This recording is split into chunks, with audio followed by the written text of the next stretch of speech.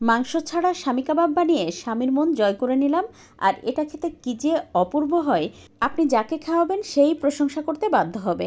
তার জন্য আজকে এখানে আমি একটা কাঁঠাল ছোট ছোট টুকরো করে কেটে নেব। তারপরে চুলায় একটা প্যানে দিয়ে দেবো হচ্ছে গরম পানি, তার মধ্যে দিয়ে দেবো হলুদ গুঁড়া, সামান্য একটু লবণ, সামান্য একটু তেল দিয়ে খুব ভালোভাবে ভাপিয়ে নিয়ে এবার হচ্ছে ধুয়ে পরিষ্কার করে নিয়ে ব্লেন্ড করে নেব।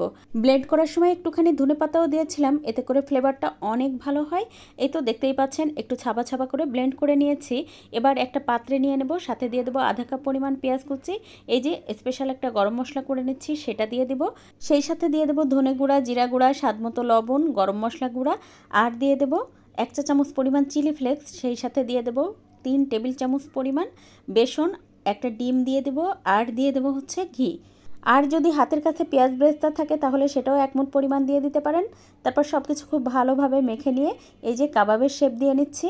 ঠিক এভাবে আমি প্রত্যেকটা কাবাব তৈরি করে নেব। এবার পর্যাপ্ত পরিমাণ তেল ভালোভাবে গরম করে প্রত্যেকটা সাইড 5 মিনিট সময় নিয়ে ভেজে নিব।